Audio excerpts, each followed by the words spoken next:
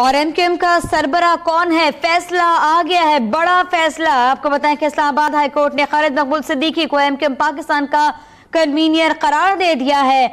MQM किसकी है ये बात तय पा गई है। अब फैसला आ गया है इस्लामाबाद हाई कोर्ट का, जिसने खालिद मकबूल सिद्दीकी को एमक्यूएम पाकिस्तान का कन्वीनियर करार दिया है। आपको बताएं कि इससे पहले केस दायर किया गया था और उसमें भी यही फैसला आया था कि खालिद मकबूल सिद्दीकी एमक्यूएम के कन्वीनियर हैं, लेकिन इस फैसले को फारूक सत्तार की जानिब से चैलेंज किया गया था और अब फारूक सत्तार की दरख्वास्त को खारिज करते हुए एमक्यूएम पाकिस्तान के कन्वीनियर के लिए नाम सामने आ चुका है। खालिद मकबूल सिद्दीकी एमक्यूएम पाकिस्तान के कन्वीनियर करार पाए हैं। इस बारे में बात करेंगे। हमें ज्वाइन किया है नुमाइंदा, अब तक हमारे साथ मौजूद हैं रेहान दश्ती। जी रेहान। जी बिल्कुल, इस्लामाबाद हाईकोर्ट ने 17 अप्रैल को ये फैसला महफूज कर लिया था। कुछ ही देर पहले इस्लामाबाद हाईकोर्ट ने फैसला सुना दिया और इलेक्शन कमीशन का जो फैसला था उसको बरकरार रखा गया है और डॉक्टर फारूक सत्तार की जो दरखास्त थी उसको मुस्तरद कर दिया गया है। खालिद मकबूल सिद्दीकी एमक्यूएम का कन्वीनर बन गए हैं और इससे पहले डॉक्टर फारूक सत्तार की जानिब से इलेक्शन कमीशन का फैसला इस्लामाबाद हाईकोर्ट में चैलेंज कर रखा था और 17 अप्रैल को यह फैसला महफूज हुआ था। डॉक्टर फारूक सत्तार ने 26 मार्च के इलेक्शन के हुक्मनामे को चैलेंज कर रखा था और इलेक्शन कमीशन ने एमक्यूएम का कन्वीनर खालिद मकबूल सिद्दीकी को करार दे दिया। खालिद मकबूल सिद्दीकी के वकील बैरिस्टर फारूक नसीम, जबकि डॉक्टर फारूक सत्तार के वकील बाबा अवान अदालत में पेश हुए और अदालत ने यह फैसला महफूज कर लिया था। कुछ ही देर पहले अदालत के इस्लामाबाद हाईकोर्ट के जज जस्टिस आमिर फारूक ने यह फैसला सुना दिया है और एमक्यूएम का कन्वीनरशिप खालिद मकबूल के पास रहेगी और इलेक्शन कमीशन के जो फैसला था उसको बरकरार रखा है। जी ठीक है, अपडेट कर रहे थे हमारे नुमाइंदे, हमारे साथ ही मौजूद रहे। रेहान दश्ती में अपडेट कर रहे थे। आपको एक बार फिर से बता दें कि अब एमक्यूएम पाकिस्तान किसकी है इसका फैसला आ चुका है। इस फैसला सुना दिया गया जस्टिस आमिर फारूक की जानिब से, जिसके मुताबिक आपको बताएं कि खालिद मकबूल सिद्दीकी एमक्यूएम पाकिस्तान के कन्वीनियर है। ये बताएगा रेहान दश्ती, क्या अभी भी फारूक सत्तार के पास ऑप्शन बाकी है कि वो सुप्रीम कोर्ट का दरवाजा खटखटा सकते हैं?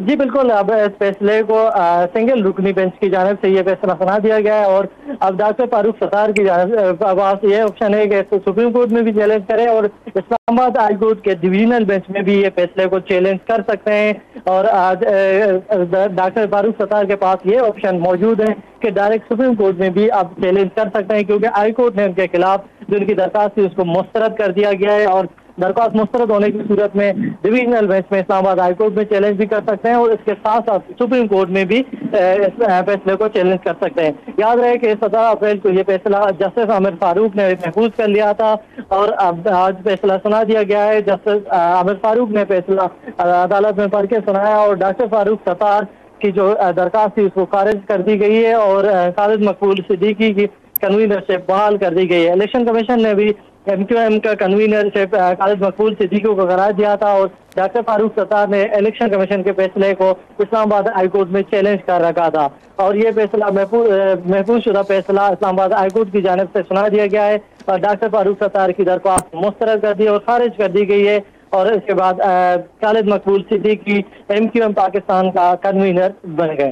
जी बिल्कुल, रेहान दश्ती में अपडेट कर रहे थे। एमक्यूएम पाकिस्तान किसकी है, इसका वारिस कौन है, कौन करेगा फैसले, इस हवाले से आज फैसला सुना दिया गया है। आपको बताएं कि खालिद मकबूल सिद्दीकी को कन्वीनियर तस्लीम किया गया है और इसी के साथ फारूक सत्तार की जानिब से दायर की गई दरख्वास्त को खारिज कर दिया गया है। वाज़ेह कर दें कि 17 अप्रैल को फैसला महफूज किया गया था, जिसे आज सुना दिया गया। इलेक्शन कमीशन की जानिब से भी खालिद मकबूल सिद्दीकी को ही कन्वीनर तस्लीम किया गया था, जिसके बाद इस फैसले को फारूक सत्तार की जानिब से इस्लामाबाद हाईकोर्ट में चैलेंज किया गया और आज इस दरख्वास्त पर फैसला सुनाते हुए खालिद मकबूल सिद्दीकी को एमक्यूएम पाकिस्तान का कन्वीनर मुकर्रर किया गया है। इसके बाद ये बात वाज़ेह हो जाती है कि एमक्यूएम पाकिस्तान का हकीकी वारिस खालिद मकबूल सिद्दीकी हैं। उनको तमाम तर हुकूक हासिल हैं अपनी पार्टी के फैसले करने के लिए, जबकि डॉक्टर फारूक सत्तार की दरख्वास्त को खारिज कर दिया गया है।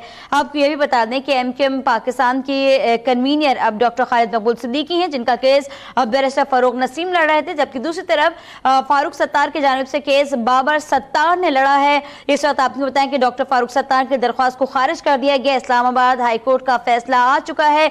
ये वही फैसला है जो कि इससे पहले 26 मार्च को दिया गया था इलेक्शन कमीशन की जानिब से और इस फैसले को चैलेंज किया गया था फारूक सत्तार की जानिब से। लेकिन आज एक बार इस्लामाबाद हाई कोर्ट ने फैसला सुना दिया है, जिसके मुताबिक MQM पाकिस्तान के कन्वीनियर डॉक्टर खालिद मकबूल सिद्दीकी हैं।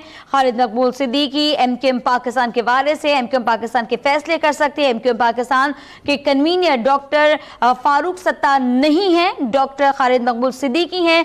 और इसी के साथ आपको ये बताएं कि फारूक सत्तार की दरख्वास्त को खारिज कर दिया गया। अलबत्ता अभी भी डॉक्टर फारूक सत्तार के पास एक ऑप्शन मौजूद है, वो सुप्रीम कोर्ट से भी रुजू कर सकते हैं। अलबत्ता ये फैसला हो चुका है कि MQM पाकिस्तान के कन्वीनियर खालिद मकबूल सिद्दीकी हैं।